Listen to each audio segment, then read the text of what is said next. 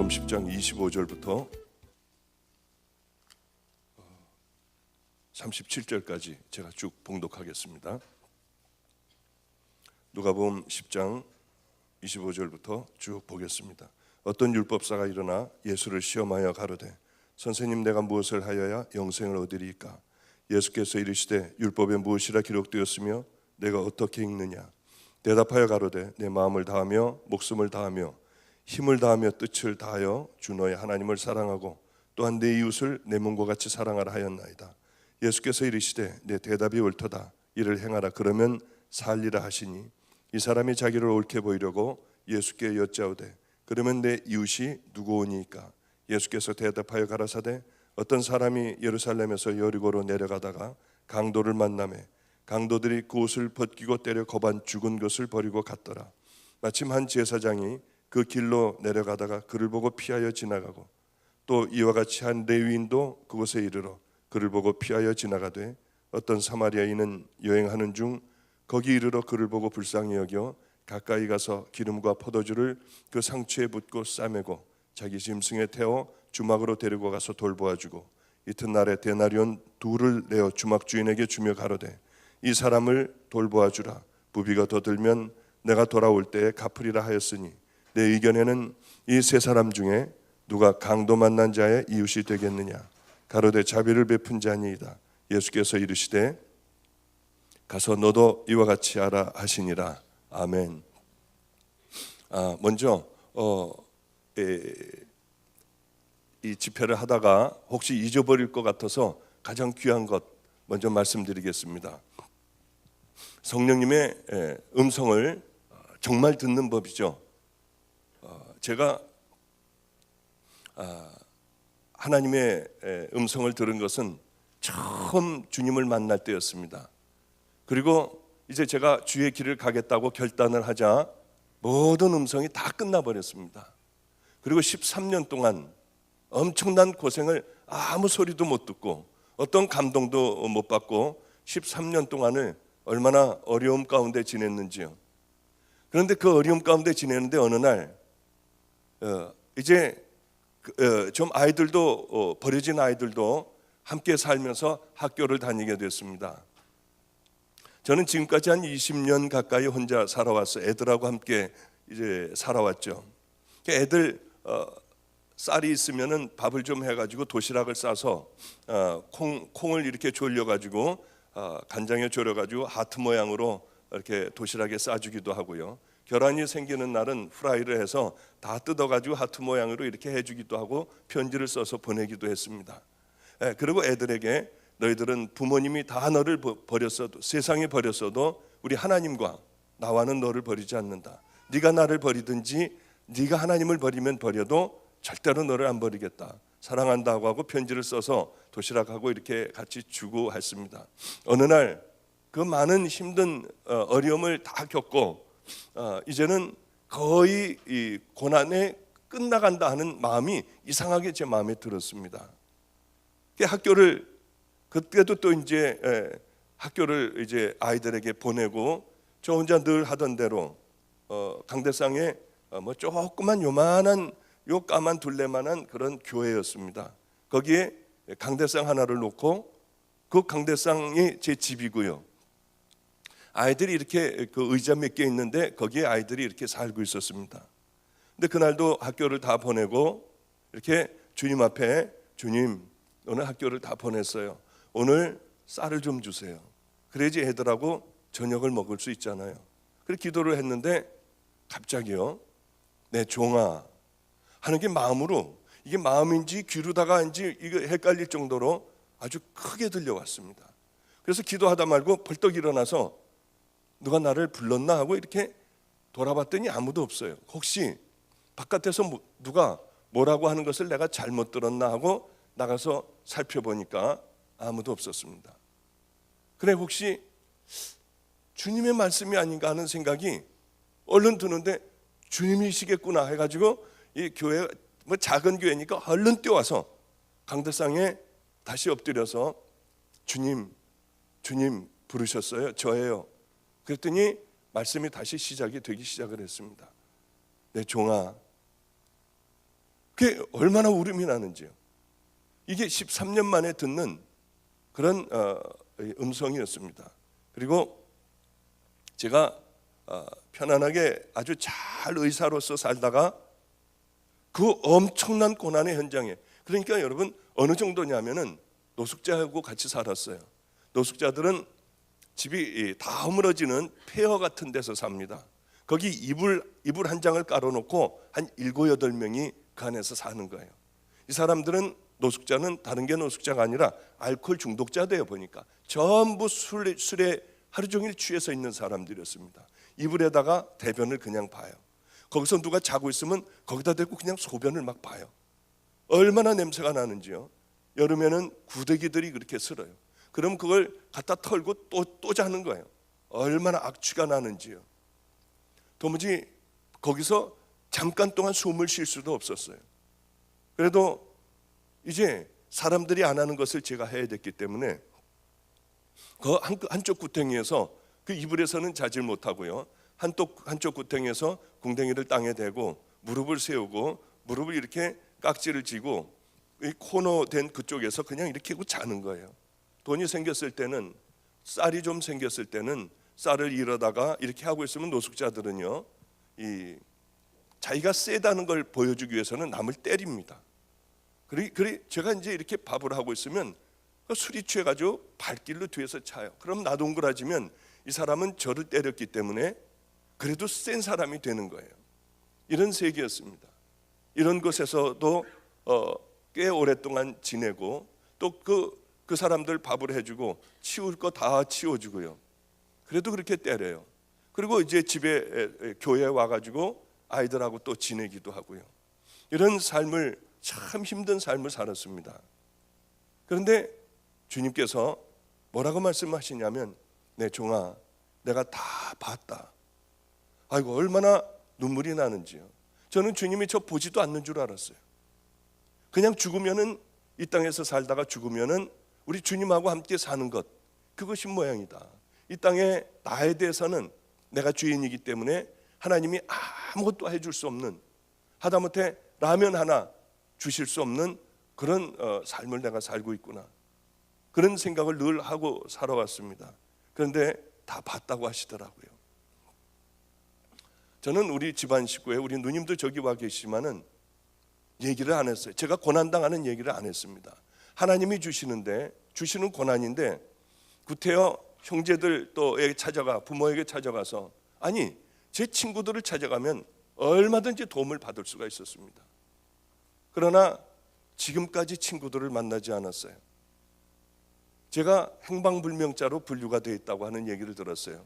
의사 우리 그 회의에서 행방불명자로 이렇게 분류가 됐다고 해서 얼마나 감사했는지. 하나님, 세상에서는 행방불명자가 됐지만 하늘나라에서는 하나님, 그래도 하나님이 알아주시는 자가 되길 원해요. 그리고 그날 그 소식을 들었을 때 제가 그런 기도를 했던 기억이 납니다. 근데 제 동생은 참 잘 살아요. 뭐 그렇게 우리 집안은 다 못 사는 사람이 없고 잘 삽니다. 뭐 타워 팰리스라는 곳에 한 40억 간대나요, 50억 간대나요, 그런 곳에서 그 두 부부가 그렇게 살아요. 저에게 돈을 주려고 해도 제가 받지를 않았습니다. 어느 경우에는 자기 친구하고 와가지고, 안성이라는 곳인데 서울에서 안성까지 비 오는 날에 와서 오빠 문 좀 열어달라고 해도요, 저는 사실은 안에 있었어요. 열어주질 않았어요. 왜냐하면 외부의 도움을 받기 싫었기 때문에. 그 친구하고 와서 목사님 문 좀 열어주세요. 그리고 밑에서 그렇게 소리를 질러도 제가 그 소리를 들었지만은 귀를 막고 사도신경을 외우고 있었어요. 정말 나가서 열어주고 싶더라고요. 그래도 뭐 도움을 받기 싫고요, 사람들에게 인정받기 싫어서, 또 내가 구차하게 사는 어려운 모습을 보여주기 싫어서 문을 잠궈버리고 열어주질 않았어요. 어느 날 제 동생이 이 옷을 하나를, 추운 겨울이었습니다. 저는 그 오리털 파카라고 하는 거, 그것을 늘 입고 있었어요. 아마 어떤 때는 그 한 3년 정도를 입고 있었던 모양이에요. 냄새가 나고 추운 겨울에도 그걸 입고 노숙자들하고 함께 살고 하니까 저는 냄새가 많이 났습니다. 제 스스로가 냄새가 나고 옷도 못 갈아입고요, 오랫동안 갈아입지도 못하고 어디 가서 세수할 데도 없었습니다. 겨울이면 왜냐하면 수도가 이 밖에 있기 때문에 밖이 다 얼어버려 가지고 세수도 할 수 없었어요. 물론 이도 닦지도 못하고요. 정말 거지같이 그렇게 살았었습니다. 그런데 옷도 제대로 못 갈아입고 냄새나는 그런 옷을 입고 있는데 제 동생이 한 번은 전도를 이렇게 쭉 하고 교회로 들어오니까 앞에 요만한 물건이 하나가 이 쇼핑백에 물건이 하나가 앞에 놓여 있었습니다. 거기에 왜 그렇게 오빠 고생하고 살아? 옛날에는 잘 살았잖아. 그리고 그렇게 하지 마. 내가 이 캐시미어 코트를 하나 샀어. 오빠 옛날에 이런 거 좋아하고 입었잖아. 이거 비싼 거야. 200만 원 가까이 가는 캐시미어 코트야. 그 캐시미어 코트하고 목도리를 하나를 사다가 그 편지와 함께 저희 교회 앞에다가 놔뒀습니다. 도움을 전혀 제가 받질 않으니 옷을 갖다 놓은 거예요. 그래 늘 그렇게 거지같이 살던 몇 년 동안 세탁 한번 해보지 않은 그런 오리털 그 파카를 벗어버리고 저는 왜냐하면요 난로도 못 대니까 교회 안에 있을 때도 그걸 입고요, 잘 때도 그 옷을 입고 자고 밖에 나갈 때도 그 옷을 입고 나가는 거예요. 뭐 옷이 없으니까요. 그렇게 늘 한 가지만 입고 늘 다녔습니다. 그런데 이제 제 동생이 그 옷을 사왔기 때문에 이 옷을 더러운 파카를 벗어버리고 긴 롱코트인 캐시미어 코트를 탁 입고 이 캐시미어 머플러를 탁 하니까 정말 귀티가 나더라고요. 얼마나 멋있어 보이는지요. 오래간만에 이렇게 멋있는 것은 제가 처음 봤어요. 너무 좋았어요, 그 옷이요. 예전에는 뭐 그런 거 안 입었겠습니까? 밤낮 그렇게 입고 다녔죠. 그게 너무 좋았는데 그 다음 날이었습니다. 그 다음 날은 제가 어디를 나가지를 않았고 그 다음 날에 매일 나가는 전도를 쥐고 이렇게 우리 교회는 골목으로 들어와서 이 건물 앞에 가도 교회인지 몰라요. 이렇게 위로 쳐다봐야지나 여기가 교회가 있구나. 그러니 사람들이 들어오지를 않습니다. 그래서 이제 그 전도지를 가지고 밖을 나가는데 얼마 그 골목을 벗어나서 큰 길로 나가려고 하는데 어떤 알코올 중독자가 어떤 할아버지 한 분이 땅바닥에 그 추운 겨울이었습니다. 땅바닥에 발을 이렇게 궁뎅이를 대고 양발을 쭉 벌리고요. 그리고는 뭐라고 그렇게 야단을 치는지 땅바닥을 보면서 소리를 지르면서 중얼거리면서 뭐라고 야단을 치고 있었어요. 술이 잔뜩 취해서요.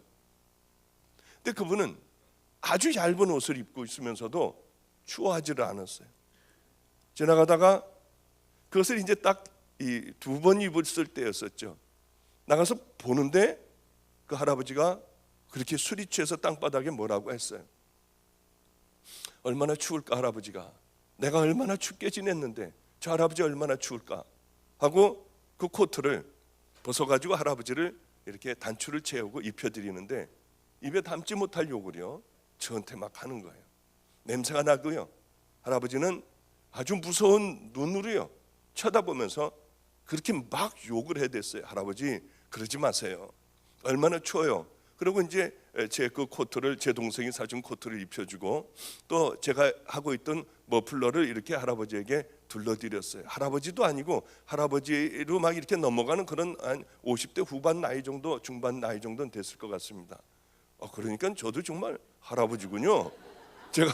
제가 지금 57이거든요. 저도 할아버지군요. 하여튼 고생한 제 나이보다 조금 더 먹은 그런 분이 그렇게 욕을 해도 할아버지에게 이렇게 머플러까지 다 둘러드리고 그분을 붙들고 기도를 했어요. 하나님, 우리 할아버지 제가 만난 그 하나님을 좀 만나게 해주셔서 이렇게 고생하고 살지 않게 해주세요. 얼어 죽지 않게 해주세요. 그리고 할아버지에게 기도를 해주고 그러고서는 저는 이제 추우니까 다시 코트를 벗었으니까 추우니까 다시 이제 교회로 뛰어들어가서 그 잠바를 다시 입으려고 여기서 그저 한 저 비상구만큼요. 가다가 궁금해가지고 좀 더 떨어졌나요? 저쯤 됐나? 더 떨어져가지고 할아버지 어떻게 됐나 하고 뒤를 이렇게 돌아봤더니 그 술주 용뱅이 할아버지, 막 저한테 입에 담지 못할 욕을 하던 그 흉한 할아버지가 아니라, 아니 그 할아버지는 맞았습니다. 그 할아버지는 동일한데 저를 이렇게 쳐다보고 있었어요. 얼마나 깜짝 놀랐는지. 가까이서 본 그 할아버지는 술주정뱅이의 아주 고약한 얼굴에 더럽고 추한 냄새 나는 할아버지였어요. 근데 이만큼 지나고 나서 그 할아버지를 보니 저를 가만히 이렇게 하고 쳐다보고 있었어요. 할아버지는 동일한 그 할아버지였는데 어쩌면 그렇게 다른지요. 가슴이 막 두근거려서 집으로, 이 교회로 뛰어들어왔습니다. 그분이 하나님이었을까? 예수님이었을까? 아니야, 그럴 리 없어. 그분은 분명히 동일한 이러한 그 술주정뱅이였어. 그런 생각을 제가 하고 그 사건은 그 자리에서 그냥 잊어버리고 말았어요. 그런데 하나님 앞에 그날 기도를 하는데 주님께서 내 종아, 내가 다 봤다. 놀랍게도 하나님 그 장면을 제게 보여주셨어요. 전 다 잊어버렸어요. 그럼 뭐 대단한 거예요. 추운 분이 있어서 옷을 벗어드린 것밖에 없어요. 그런데 하나님께서는요, 우리 성령님께서는 그것을 잊지 못하는 거예요.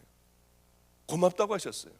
벌러지 같은 저요, 늘 이 잠깐만 틈만 나면은 나도 모르게 내 마음은 주인도 모르게 벌써 가서 죄 가운데 가 있고, 늘 하나님 앞에 정말 말도 못하는 이 죄인인데, 이 죄인을, 이 더러운 죄인을 주님은 고맙다고 하시더라고요. 그리고는 여러 가지 말씀을 제게 이렇게 저렇게 해주셨습니다. 제가 감당하지 못할 말씀이에요. 저는 설교도 못해요. 여러분들이 보시다시피 제가 그렇게 설교 잘합니까? 어눌 하고, 저는 제 마음에 있는 것도 상대방에게 표현을 못하는 사람이에요. 하나님 이걸 좀 잘 표현할 수 있는 그런 은사를 좀 주세요. 그래도 저는 마음에 있는 것을 설교도 다 이렇게 표현하지 못하고요, 아름다운 말로나 뭐 이렇게 막 강하게 소리 지르고 하는 것도 저는 잘 못해요. 주님, 목사가 됐으니 이 마음에 있는 걸 표현할 수 있는 목사가 좀 되게 해주세요. 그게 제 기도의 제목 중에 하나입니다. 그래, 저는 설교도 많이 해보지를 않았고요. 이제 집회를 다니면서 이제는 많이 해봤지만은 그 전까지만 해도 애들, 버려진 애들, 깡패 애들, 또 교도소에서 나온 아이들, 이게 우리 교인들의 전부였어요. 그러면은 여기서 이제 사도신경을 외우고 찬양 한 곡을 하고 성경을 보고, 그 다음에 제가 하는 것은 내려가 가지고 그 아이 옆에 가서 앉는 거예요. 이게 제 설교였어요. 야, 너 요즘 어떻게 지냈니? 그러면은 정말 열받아서 내가 정말 그냥 뭐 이렇게 해가지고요, 다 때려부시고요, 수포 하나 다 때려부시고 이러고서 그냥 어쩌게 그러면 되니 너? 야, 우리 예비해서 기도하자. 붙들어주는 게 제 설교의 전부였어요. 다음 아이에게 가가지고 너는 어떻게 됐니? 사실이요 목사님이요, 우리 엄마 걔네가 수포를 해요. 돈 달라고 하는데 안 줘가지고 자기 아버지를 죽도록 팼대요. 다 깨버렸대요. 그러면 되니? 걔 붙들고 기도하는 게 이게 제 설교였어요. 이게 제 설교의 전부였기 때문에 저는 설교도 할 줄도 모르고 남 앞에서 기도할 줄도 모르는 사람이었고요, 또 저는 사람들이 알아주지도 않는 그런 사람이었어요. 그런데 주님은 말도 안 되는 말씀을 하는 거예요. 내 종아, 네가 나를 지켜줬으니 이제 내가 너를 세워주겠다. 근데 그 이상은 제가 제 입으로다가 말을 못해요. 왜냐하면 감당할 수 없는 말씀을 제게 하셨기 때문에 제 자랑 같아서 제가 못하겠어요. 말도 안 되는 말씀을 하셨어요. 저는 말주변도 없고 아는 사람도 아무도 없는데 하나님께서는 그 말씀을 하셔서 정말 다른 건 다 믿겠는데 너를 내가 그렇게 세워준다고 하는 말씀은 도저히 믿을 수가 없었어요. 하나님, 저는 설교도 못하고 사람들 앞에 나가면은 숨이 차고 이 침이 말라서 저는 얘기도 못하는 그런 사람 아니에요. 네가 하는 것이 아니라 이제 내가 하겠다. 그 말씀을 하시고 전 여기까지 오게 된 겁니다.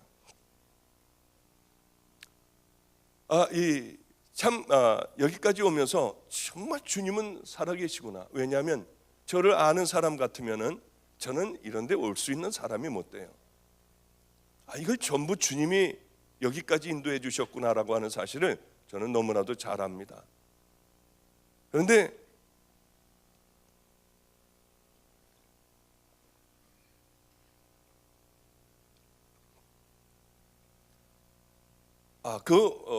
이제 성령님과 주님의 말씀을 이제 들을 수 있게 됐습니다. 그 들을 수 있으면서 그 어느 정도까지 들을 수 있었냐면, 이제 하나님께서 그렇게 말씀을 하시고 난 다음에 우리 교회는 아무리 해도 이 한 명이 들어오는 교회가 아니에요. 누가 들어와서 예배를 못 드려요. 들어와 봐야 냄새가 나거든요. 들어왔다 도로 가버려요. 들어와 봐야 설교도 못하고 벅벅대고 있거든요. 그러니 그 설교를 누가 듣겠습니까? 설교 잘하는 교회 목사님들이 많은데 그렇게 이렇게 하고 내려가 가지고 애들하고 뭐라고 얘기하고 기도해주고 끝나는 그 교회를 누가 오겠어요? 아무리 목회를 해도 우리 교회는 정상적인 사람은 하나도 오지를 않았습니다. 주님이 그 말씀을 하시고 내가 너하고 함께 하겠다, 그 말씀을 하시고 난 그 주일이었어요. 저 뒤에 어떤 사람이 하나가 와서 앉아 있어요. 아니 세상에 저 사람 왔으면 내가 설교 준비 좀 잘하고 나올 걸. 그런데 그날도 그냥 사람이 있기 때문에 그냥 여기 서 가지고 늘 애들에게 하는 얘기를 그냥 했어요. 우리는 하나님의 말씀대로 살아야 한다. 우리는 죄 짓고 살면 안 된다. 죄 졌으면 우리는 회개를 해야 된다.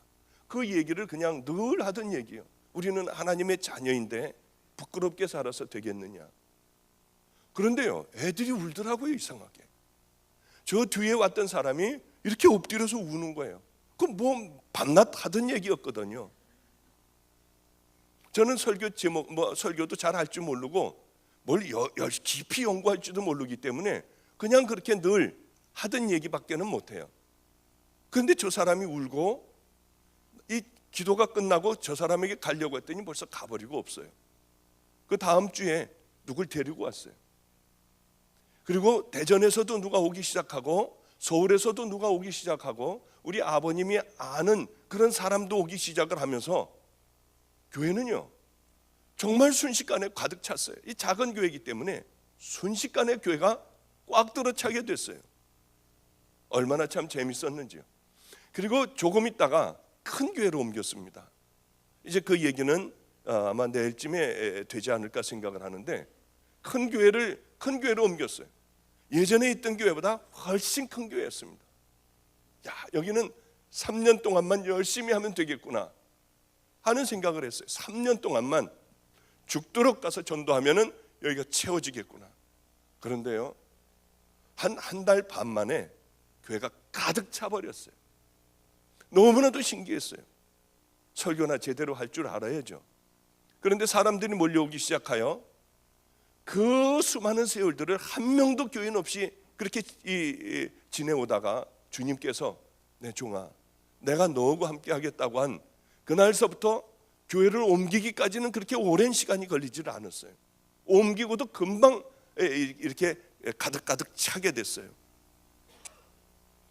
그렇게 가득 차서 어느 날 또 기도를 하는데 성령님이 황당한 말씀을 하시는 거예요. 말도 안 되는 말씀을 하시는 거예요. 방주 교회의 담임자가 이제 곧 죽을 것이다. 내가 부를 것이다. 그리고 네가 그곳으로 들어갈 것이다. 아이고, 이 말씀을 하시는데요, 그건 틀림없는 거예요. 하나님이 한번 말씀을 하시면은 그거는 변개될 수가 없는 거예요. 저는 제게 주시는 하나님께서 제게 주시는 말씀을 조금도 의심하지 않아요. 그래서 얼른 방주교회로 찾아갔습니다. 찾아가야 되잖아요. 그 목사님을 죽으니까. 그래서 제가 찾아가가지고 만났어요. 당신 하나님이 죽는다고 그런다. 그 목사님이 연세가 얼마나 됐냐면 45세인가 46세인가 그랬어요. 당신 죽는다. 그러니 나하고 함께, 나도 금식 잘 못하지만 40일간을 하나님 앞에서 생명을 걸고 한번 이렇게 매달려보자. 그랬더니 제가 큰 교회 목사인가요? 개척교회 조그만 데 목사인데 그 큰 교회 목사님이 제 말을 들을 리가 있나요? 생각해 보겠대요. 가서 기다려도 답은 안 왔습니다. 그런데 하나님께서 그러시는 거예요. 성령님이 또 그러시는 거예요. 이제 얼마 남지 않았다. 그래서 얼른 또 찾아갔어요. 이제 얼마 남지 않으셨는데, 그렇게 얘기해야 될 수밖에 없잖아요. 이제 얼마 남지 않았는데 목사님이 돌아가시면 내가 여기 들어오게 되는데 목사님 기도해야 된다. 그러니까 대학병원에 가서요, CT를, 머리도 CT를 하고요, 뭐 있는 데는 다 CT를 하고, 이 내시경하고 밑에 다 하고, 뭐 그 하여튼 그 전부 검사를 했다고 그래요. CT를 할 수 있는 부분은 다 했다고 그래요. 그래서 건강 검진을 한 그걸 가지고 왔어요. 전 의사니까 보라는 거죠. 나는 이거 모른다. 나는 의사였지만은 나는 이거 잘 모른다. 당신이 건강했어도 분명히 하나님이 아니라고 하면 아니다. 그분은 건강진단 가지고 온 것을 봤더니 이분은 간 경화인 줄 알았대요. 그런데 B형 간염이 말기였고 간 경화에 아직은 도달하지 않은 그런 상황이라고 하는 이 건강 검진 결과였습니다. 그리고 당신은 당뇨의 위험이 있다. 당뇨병에 걸릴 위험이 있으니 체중을 줄여라. 아직 당뇨는 아니고요. 약을 아무것도 쓸 필요는 없고 체중을 줄이라고 하는 이 건강진단서였습니다. 그걸 보니 이 사람이 죽을 리가 없겠더라고요. 그런데 하나님은 하여튼 그러셨어요. 그러니까 그 얘기를 교회에다가 설교 시간에 아예 해버렸습니다. 제 이름까지 대고요. 박보영 목사님이 나를 죽는다고 그랬다. 그걸 설교에 말씀을 하셨어요. 제 이름까지 대고요. 방주 교인들이 굉장히 거센 교인들입니다. 안성으로 전화가 와가지고 수도 없이 전화가 와서 당신이나 죽지 왜 남의 목사님 죽는다고 그러냐고, 당신이나 죽으라고 그러고서 전화를 끊는 사람들이 그래도 꽤 있었어요. 얼마나 마음에 상처가 되는지요. 주님 그러면 어떻게 해요? 그러고 얼마 안 있어서였어요. 주일날이었습니다. 미리 앞에 가가지고 이제 강대상에서 기도를 열심히 이 주일 예배를 위하여 하고 있는데 전화가 한 통화가 왔어요. 목사님이 지금 바로 병원에 입원하셨다는 거예요. 배가 아파서 병원에 갔대요. 저는 이제 마지막이겠구나 생각을 분명히 했어요. 병원에 갔는데 이 대학병원으로 가라고 그래서 대학병원에 갔답니다. 나중에 들어보니 한 3일 쉬면은 된다고 그랬대요. 그러나 거기에서 유언도 하지 못하고 거기서 세상을 떠나게 됐어요. 47인가요? 46이에요. 얼마나 속이 상했는지요. 왜 그 말을 믿지를 못했을까? 왜 성령님이 하시는 음성을 왜 듣지를 못했을까? 제가 가서 얘기했을 때 왜 별 볼 일 없는 얘기로 들었을까? 얼마나 안타까웠는지요. 제가 이 장례식에 갔었어요. 굉장히 속상하더라고요. 얼마나 속이 상했는지요. 그러고는 시침 딱 대고 돌아왔어요. 이제 주님이 저를 거기 간다고 했으니 분명히 갈 것 아닙니까? 그러니까 이제 가만히 이제 저도 기도하고 있었더니 방주교회 장로님들이 다 오셨더라고요. 목사님이 가셔야 된대요. 그러니까 제가 거기를 왜 가냐고 했어요. 왜냐하면 그 교회는 아주 싸움이 굉장히 심한 교회였어요. 목사님들이 굉장히 힘들어하는 그런 교회였습니다. 우리 아버님은 절대로 그 교회만큼은 가지 말라고 하셨어요. 그런데 주님은 가라고 하시고요. 그래 하여튼 기다리고 있었더니 이분들이 오셔서 내가 거길 왜 가냐, 우리 교회가 지금 얼마나 잘 되고 있는데 거기 갈 이유가 왜 있냐. 다음번에는 이 기획위원회 이 사람들이 다 왔어요. 청빙위원들이 다 와서 도장 찍고 다 왔어요. 안 간다고 그랬어요. 제가. 왜냐하면 하나님이 가신다고 했으니까 이왕이면 비싸게 가야 되잖아요. 안 간다고 그랬어요. 그랬더니 뭐라고 하느냐면 이제 방주교회 문을 닫아버리고 이 관광버스를 여러 대를 대절해서 교인들을 다 싣고 와서 이 안성에 와서 예배를 드리기로 만장일치로 다 이렇게 결의를 했대요. 그때쯤에서 이제 그러면은 좋다, 내가 가긴 가는데 모든 권한을 다 내게 줘라. 아무 얘기도 하지 말아라. 내가 하는 것에 3년 동안 나를 어떤 방해도 하지 말아라.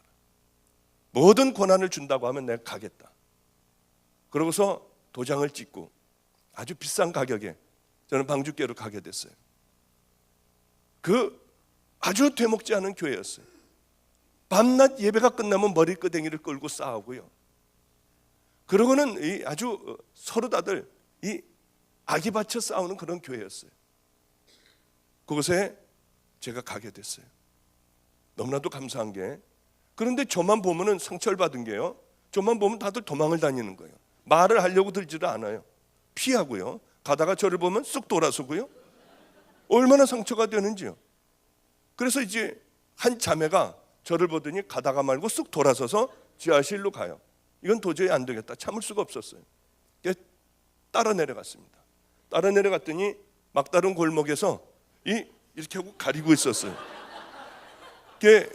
이렇게 자매님 왜 저를 피하셨나요? 하고 물어봤어요. 그랬더니 이분이 대답이 저를 얼굴을 보지 못하면서 목사님하고 잘못 얘기하다가 다 죽는다는 소문이 났답니다. 그래 다 피하는 거예요. 하여튼요. 그러니 얼마나 목회하기가 좋겠습니까? 이건 제 말이 법이에요. 제 말이 법이에요. 뭐 누구도 그 교회에서 반대하거나 그래 이제 하나님 저는요 이 사람들하고 싸움도 못하고 이 험한 데 왔으니 하나님 저는 어떻게 해야 돼요? 주님에게 성령님에게 물어가면서 했어요. 야 여기 집사 권사 장로를 다 없애버려라. 그러면 강대상에 올라가서요 여기 집사 권사 장로님을 다 없애버리겠습니다. 혹시 반대하는 사람 정말이에요. 정말 그랬어요. 혹시 반대하는 사람 있으면 손을 좀 들어보시라고 그러면 눈이 마주칠까 봐 다들 고개를 숙이고 한 명도 반대하는 사람이 없었어요. 그럼 오늘서부터 집사, 권사, 장로를 다 없애버리겠습니다. 근데 장로님이 이렇게 몇 분이 들어오셨어요. 목사님, 집사, 권사는 목사님이 없애버릴 수 있지만은 장로는 우리 이 지방에서 안수를 받고 오기 때문에 목사님이 없어져라 해도 그건 없어지지가 않는 거래요. 그렇기 때문에 우리는 무늬만 장로일 테니까 그냥 있는 걸로 없는 거나 마찬가지니까 그냥 놔두시고 그냥 하라고 해요. 근데 그거 뭐 어떻게 그래도 없어져라 그럴 수는 없어가지고 그래 그러면은 그냥 가만히만 있어라. 그러고서 이렇게 지내게 됐어요. 지금까지 제가 방주교회를 지금 5년째 이제 들어섰습니다만은 지금까지 우리 교회는 다들 평신도예요. 아무도 집사, 권사, 장로 이런 거 없어요. 그냥 다 평신도예요. 주보엘 봐도 다 평신도, 누구누구 성도, 누구누구 성도 다 그렇게 돼 있어요. 또 이 회의할 때마다 밤낮 싸움인 거예요. 이 교회가. 그러면은 자 지금서부터 모든 회의를 다 없애버리겠습니다. 혹시 반대하는 사람 손들라고 하니까 또 머리들을 다 이렇게 해가지고 아무도 없어서 만장일치로 모든 회의를 다 없애버렸어요. 하여튼 그러면서 하나님께서 성령님께서 말씀 주시는 대로 그대로 다 했어요. 바보같이 그냥 그대로 다 했어요. 1년 동안에 하나님께서 함께 해주시는 부분이 없다면 나는 사표를 낼 각오를 했어요. 그렇게 지내고 나다가 보니까 1년이라는 세월이 지났습니다. 거기는 186명 중에 교인 186명 중에 168명이 집사, 권사, 장로였어요. 일반 평신도는 그저 한 열 몇 명, 20명이 안 됐어요. 그리고 2년 동안에 새 신자가 딱 한 명 들어왔는데 6개월 있다가 도저히 못 견디고 아주 제일 그 끈질긴 사람이었대요. 그 사람이 나가버린 것. 이게 그 교회의 현실이었어요. 그러니 참 기가 막히더라고요. 아무도 안 들어오는 거예요. 거기는. 그 싸움이 있는데 누가 들어오겠습니까? 그래 가만히 봤더니 이 자리가 굉장히 비었어요. 아주 빈자리들이 너무 많았어요. 1년이 지나자 사람들은 땅바닥에 앉아서 예배를 드릴 지경이 됐어요. 아, 성령님이 함께 해주시는구나. 저는 바빠서 지금도 역시 일주일에 딱 한 번밖에는 교회를 가지 못해요. 집회를 다니다 보니 1년에 딱 한 번밖에는 일주일에 그 딱 한 번 가요. 주일날. 그리고 11시 예배까지 드리고 저는 그 다음 집회로 또 떠나요. 그러더라도 이 예배가 사람들이 너무 많아서 뭐 1부, 2부, 3부 예배로 나눠도 그래도 또 도로 꽉 차버려요. 저는 아무것도 몰라요. 어떤 그러면 제가 능력이 있느냐, 뭐 어떤 말 주변이 있느냐, 설교를 참 무슨 달란트가 있느냐, 저는 아무것도 없어요. 단 남들하고 조금 다른 면이 있다고 하면은 성령님의 음성을 들을 줄 안 되는 거예요. 그리고 그것을 조금도 의심하지 않는다는 거예요. 기도하다가 뭐 뜬금없이 생각이 나면 이게 주님이 주신 말씀이다. 그리고 결과를 보면 반은 맞고 반은 틀리고, 그것이 아니라 분명한 한번 제게 주시는 말씀이면 틀림없어요. 우리 저 매형이 누님과 함께 여기 와 있어요.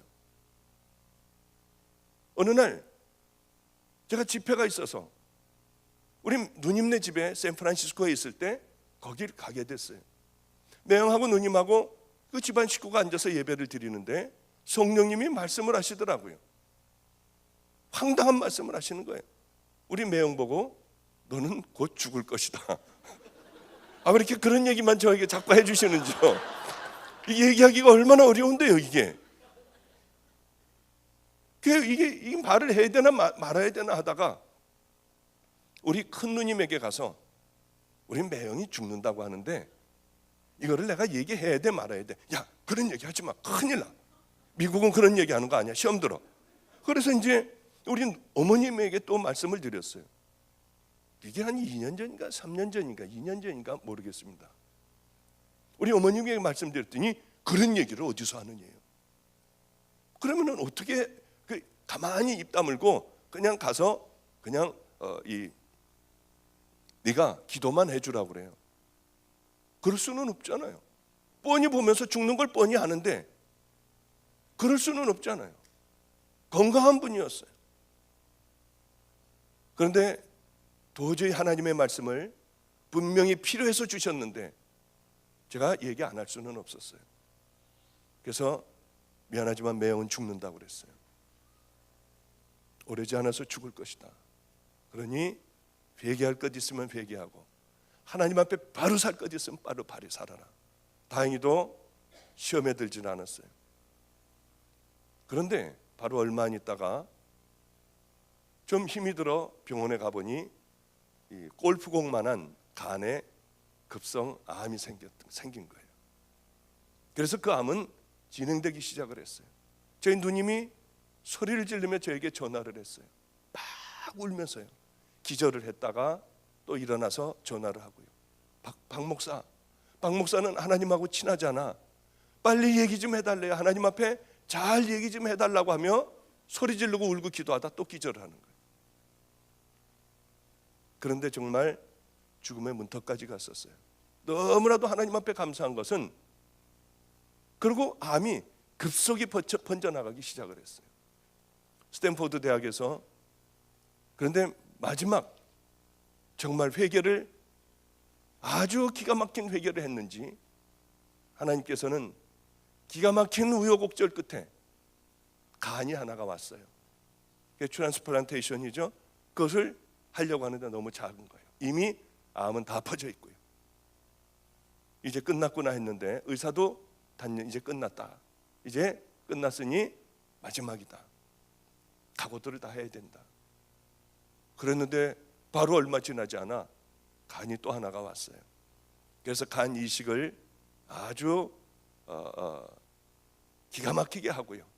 지금은 이렇게 건강한 모습으로 저 뒤에 앉아서 함께 우리 예배를 드리고 있어요. 우리 매형은 아마 이 교회에 이번 주에 등록을 할 것 같아요. 샌프란시스코에서 있다가 이 뉴욕에 온 지가 얼마 안 됐어요. 아마 간증도 아마 하고 하나님 만난 것도 얘기하고요. 이젠 철저하게 죽어가는 사람들, 병든 사람들을 찾아다니며 그 사람들과 함께 기도하고 예배드리는 전혀 다른 사람이 됐어요. 그걸 통하여 하나님을 만나게 됐어요. 하나님께서는 죽는다고 하셨지만 그래, 이렇게 철저하게 회개하고 거듭나면 하나님은 또 하나님의 계획을 바꾸셔서 살려주시는 분이구나. 그걸 저는 깨달았어요. 여러분들에게 지금 이제 그 하나님의 음성 듣는 법을 잠깐 좀 말씀을 드리도록 하겠습니다. 이게 뭐 엄청난 뭐 금식을 하고 뭐 성결하게 정결하게 사는 사람들에게 들리는 음성이냐? 그렇지 않다고 하는 거죠. 우리 집 애들은 다 들어요. 우리 집에 그 버려진 애들, 이 세상에 저 쓰레기 같은 아이들, 이런 아이들도 회개하고 하나님 앞에 돌아왔어요. 얘네들이 뭐 엄청나게 어떤 기가 막힌 삶을 사느냐? 그렇지 않아요. 그래도 다 들어요. 이 듣는 법을 지금부터 말씀을 드릴게요. 자, 첫 번에 회개를 하지 않으면 안 됩니다. 회개를 하지 않으면은 절대로 하나님의 음성을 듣질 못해요. 왜냐하면 하나님은 거룩하고 깨끗하신 분입니다. 성령님은 더러운 사람하고는 함께 절대로 할 수가 없어요. 회개를 해야 됩니다. 회개.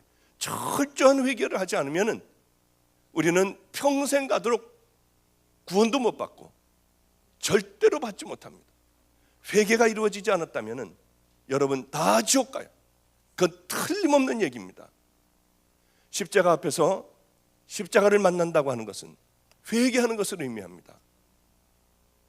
여러분, 이번 집회를 통하여 여러분들이 회개하지를 않았다면, 나는 한 번도 십자가 앞에서 내 삶을 철저하게 회개하지 않았다면 여러분은 틀림없이 지옥이에요. 여기에 다 천국 가겠습니까? 그렇다면 천국은 오염이 되어 살지 못하는 것이 될 거예요. 천국 가는 자의 수는 주님께서 적다고 분명히 못 박아 말씀하셨습니다.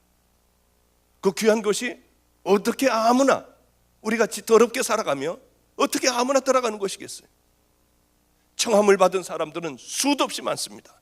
다 십자가 앞에 청함을 받은 사람들은 얼마나 많은지. 그러나 그 중에 택함을 받는 자들은 적다고 말씀하셨어요.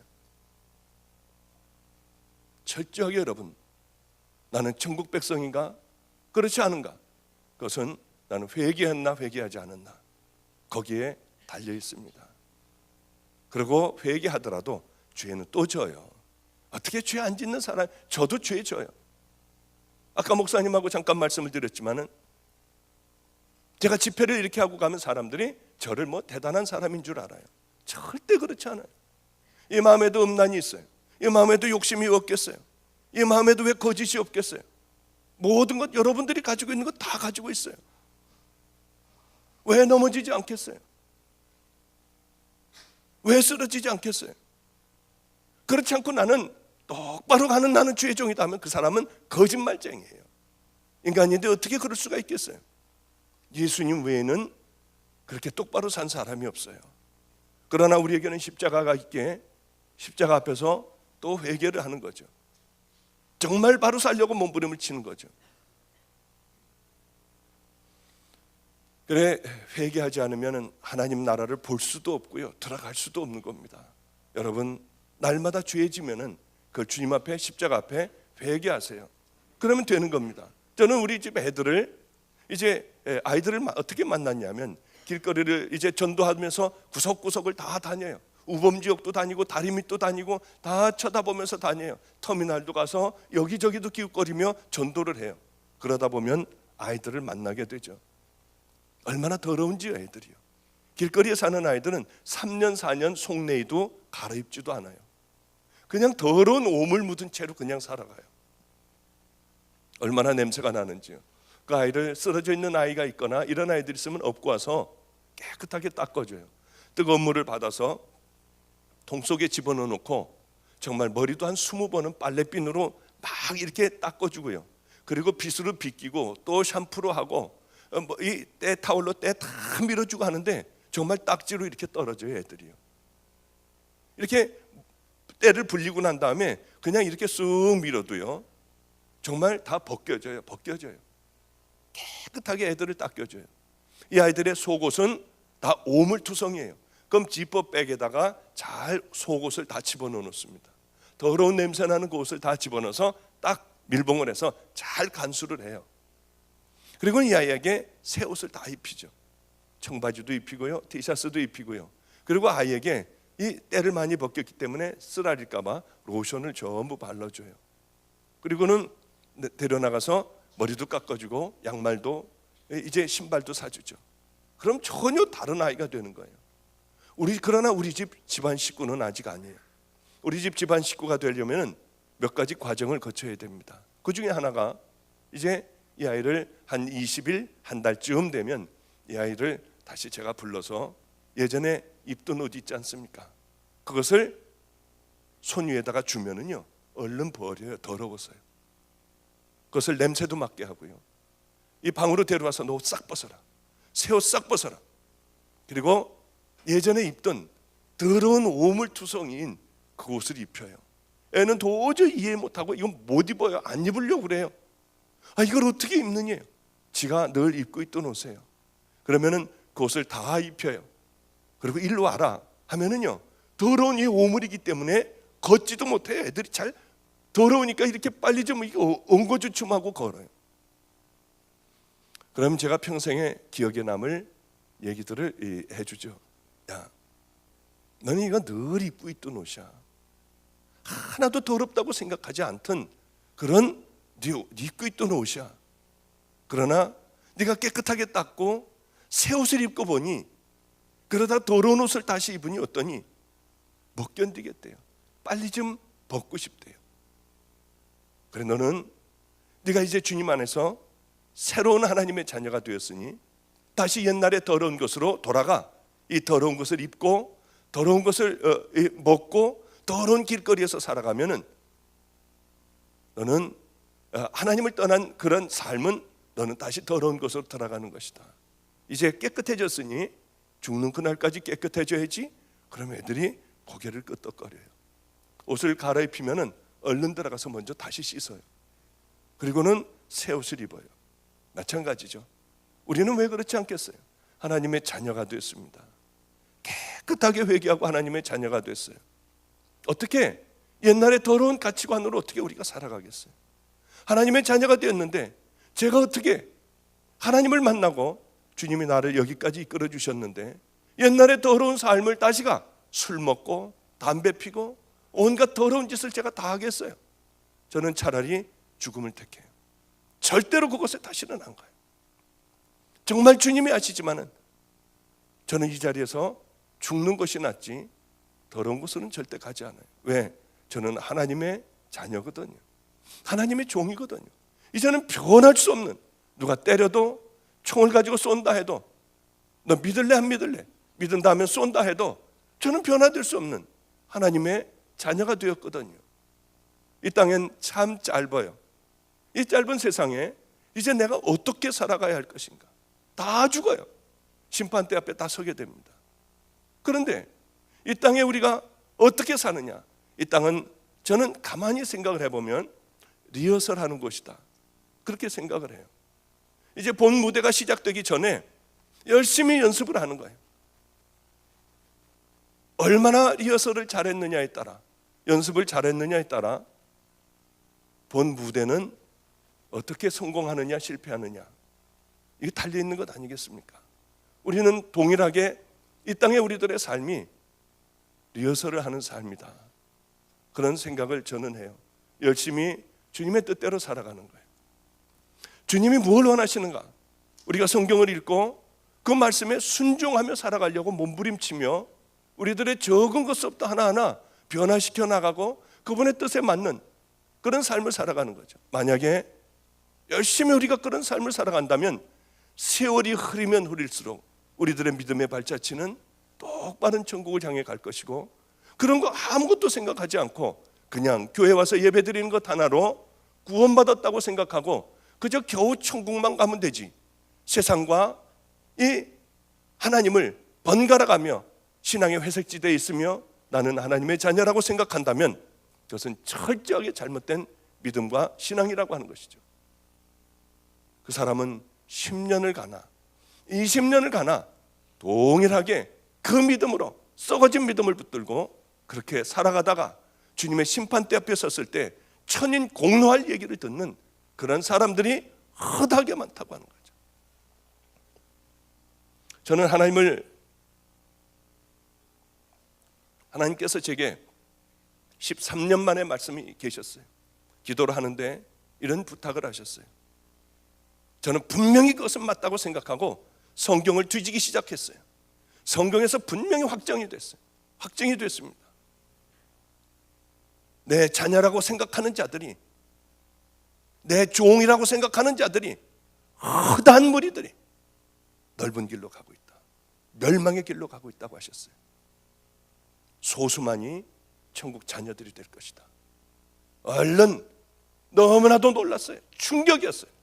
하나님의 말씀은 제게 단 한 번도 어그러진 적이 없어요. 그래 얼른 성경을 찾아보기 시작을 했습니다. 정말 천국 들어가기는 어려웠어요. 십자가를 만난 하나님의 자녀들만이 들어가는 곳이었어요. 스스로들 여러분 생각해 보세요. 난 정말 만났나? 이것은 엄청나게 중요한 것이에요. 사람들은 이 미래를 위하여 보험도 들어요. 자녀들에게 돈을 남겨주려고 열심히 바둥바둥 모아요. 좀 잘 살아보려고요. 집이라도 한 칸 마련해 보려고 목숨을 걸고들 일들을 해요. 미래를 위한 준비는 철저히들 하지만 그저 100년도 안 되는 7, 80년을 위하여, 그리고 남은 삶 20, 30년을 위하여 철저하게 준비하지만 너무나도 기가 막히게 영원한 삶이 걸려있는 그 나라를 위하여 준비하는 자들은 거의 없다고 하는 것이에요.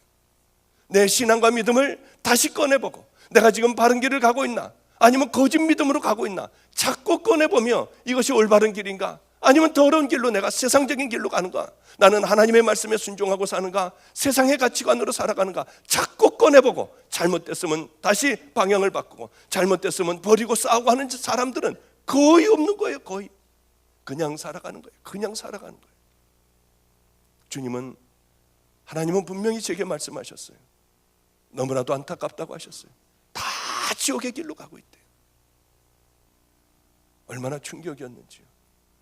너는 평생을 다른 얘기를 하지 말아라. 너는 이제 수도 없는 많은 집회를 다닐 것이다. 그곳에서 이 내 얘기를 전해라. 얼마나 울었는지 몰라요. 주님, 저도 조심할게요. 제가 죽도록 다닐게요. 저는 명예 같은 거 저에게 아무 상관없어요. 누가 뭐라고 해도 저하고는 관계없어요. 설교를 잘했느니 못했느니, 여기서 그런 것을 지킬 사람이 어딨느니, 뭐 저런 설교를 하느니, 아우 저 사람은 대단한 사람이니, 그거하고 저하고 아무 상관없어요. 정말 주님이 아세요. 왜 이렇게 돌아다니냐고요? 저 같은 사람이 없을 거예요. 주일날 한 번밖에는 교회를 못 가요. 그 교회도, 방주교회도 그랬습니다. 제가 담임자로 있어요.